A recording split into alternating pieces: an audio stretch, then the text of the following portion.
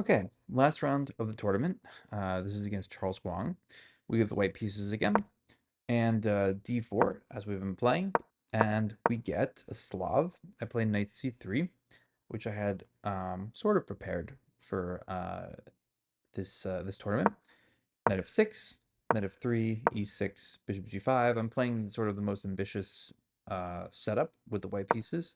h6, bishop h4, bishop e7, e3. We got the bishop outside of the pawn chain. We have our knights aggressively placed. Pawn on c4 is very nice. Now it's defended by the bishop on f1 castles. And then I use this moment to take on d5. I was taking on d5 in a lot of these lines.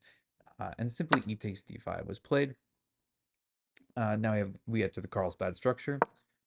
Bishop d3, knight bd7, castles, rook e8. This is sort of like mainline theory. At this point, we've transposed into a queen's gambit decline position.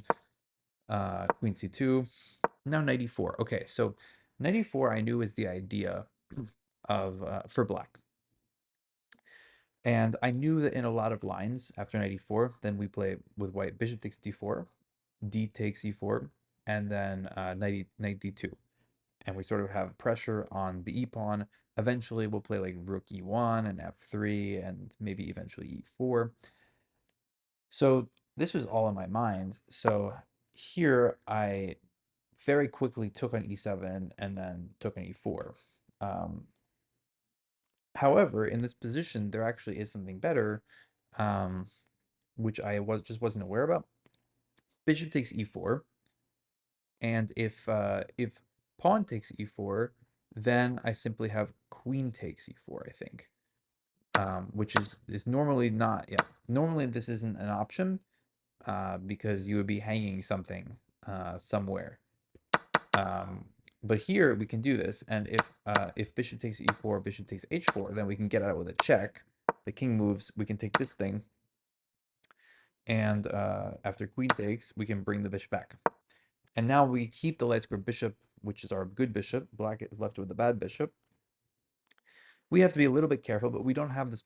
Black has not achieved a pawn on e4. We still have firm control over the e4 square. So this would have been advantage white, which I just didn't know about this idea at the time. Now I understand the idea, and I'm not going to miss it again next, in future games. But in the game, I just sort of assumed, okay, after knight e4, I have to take on e7, and then, I can choose if I want to play like knight d2 first, or if I want to take on e4 or whatever. So this position happened pretty quickly. And now I thought about my options here, but the option that I had was the move before.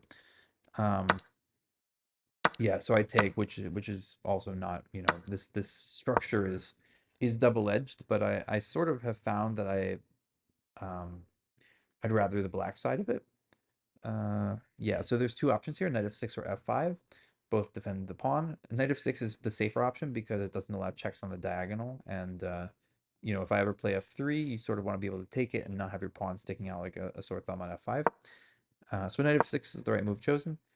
Rook a1, and now a very strong move, which I didn't see it at all before it occurred. b6, and b6 threatens bishop a6, trapping the rook, winning exchange. Um, I briefly considered moves like uh, so my plan was to go f3, right? So my main move is f3. But I briefly considered some moves that don't allow bishop a6, like queen a4, or like like maybe I play knight c4 and I sort of just like block, like I just get in the way of the bishop on the diagonal. But in the end, I was thinking, okay, like I thought that rook ae1 was sort of like the right idea in the position. So b6, like I should just be able to like continue with the plan and like f3, bishop a6, rook f2. This doesn't really work though. F3, bishop a6, rook f2, and now there's ef. And if ef, I actually have to play g takes, because if I play anything else, then there's like knight g4 ideas. Like if I play like rook takes, I think. Well, definitely knight takes is knight g4, right? And rook takes. There's just problems. There's pins along the line, and it just develops with tempo. So really, I need to play this move. Rook takes d8 now. But this is just bad. I mean, it's just this is really just not what I should be doing. In the game, luckily, my opponent plays bishop d3, which is not the most accurate move, which is kind of weird that it's not the most accurate move. It looks like it's just a free tempo, but the bishop is actually much better placed on a6 than on d3, partially because of my move queen b3, which puts some pressure on the f7 pawn. Uh, and now you can't really take on f3 as easily because the bishop is sort of loose on d3. It's kind of counterintuitive, but yeah, it's just this is just an inaccurate move from black. And now after the next move, queen e6, I am like fully out of the woods. My opponent sort of lets me bail out into, I trade all the pieces on e4, and then I get to play some rook in game, which I try to press for a little while. Queen takes, rook takes, f takes, knight, knight, bishop, knight, rook. Okay. All the pieces come off the board, and I saw at the end of the line that I have rook c2, and if anyone's better, it's me. But really, it's just a rook endgame with equal pawns. It's an interesting structure where black has two groups of three pawns, and I have three groups of two pawns. Um, and normally in these structures, uh, the black side of this would be better. But here, the pawn on c6 is sort of a weakness, and my pawns on e3 and d4 prevent black from being able to just play like c5 and fix the weakness. So I have some pressure after rook c2. So we have rook e8, king f2. I saw this line, rook takes c6, and then he takes an e3. I can win a pawn. I'll just show the line on the board because this is a forcing line that I could have gone for. Rook and then here, and then here, and then I can take here and take here. But I'm not really ever going to win this position. I mean, my pawn, after I move like rook d2, rook a4, I'm not going to win this position. Like, maybe I can get to here, and we get this position where I'm up a pawn.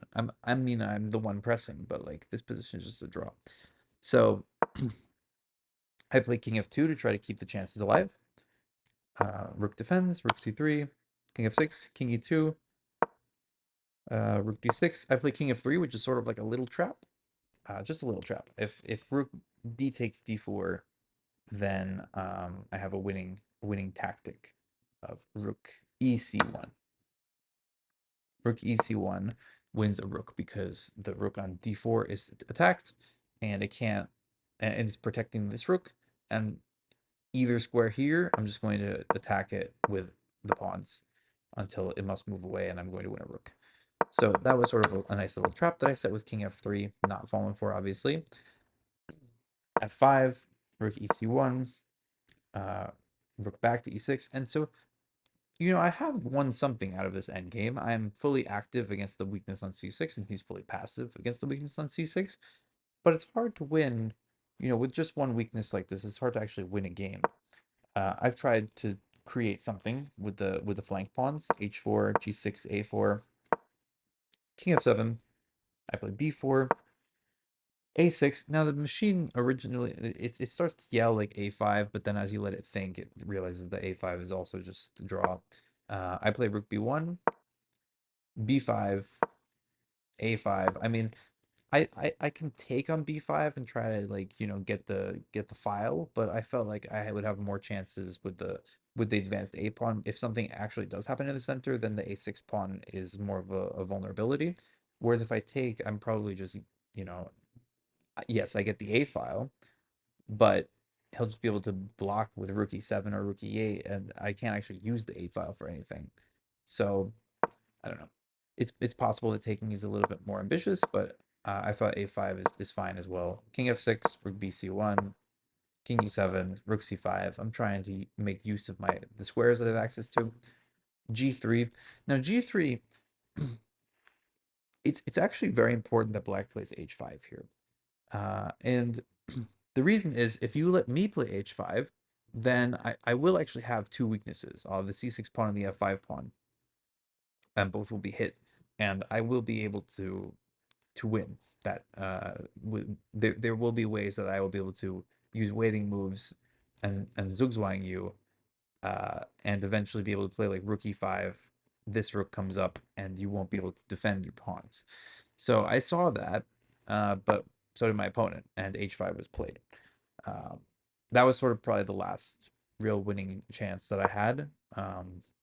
Rook c3. I'm just trying to do something for e5, king e7. Next rook comes up, and after king f4, I've sort of maximized my position, and I realized that there's really nothing I can do. So we just agreed to a draw here. It's interesting that in this position, if well, actually, in this position, if you take the rook, this should be losing because of Zugzwangs. Um, I will be able to Zug you from here. If you just try to wait, well, it's my turn first. So there's this move e4. And the idea of e4 is so I basically just walk over here. And then if you move the rook back at some point, you lose c6. So you have to like move the king. And then I'll be able to here I'll just show on the boards. Takes. If you just try to sit with the king, um, right. This was the idea, putting the rook on d3. So like let's say here, if the king goes to over here, then rook d3 is very strong, and I'll be able to sort of go in like this. I can even put the rook on f6 at some times, or rook on e3 defending the pawn, and walk over here. There's many ways at this point to win this. So it's important that that black never takes this rook on e5 once I put it there. But he just sits with the king, and if you just continue sitting with the king, there's really no way that I can make progress. E4 never works because of the pawn on d4. G4 has been stopped because of these two. There's no way I can access the g6 pawn, so there's really just one weakness, and that's not enough to win a game. So yeah, this was the last game of the Bradley Open tournament for me. Another draw, so I scored 1.5 out of 5 with no wins. So at this point, it has been uh, 12 games without a win, which is very discouraging.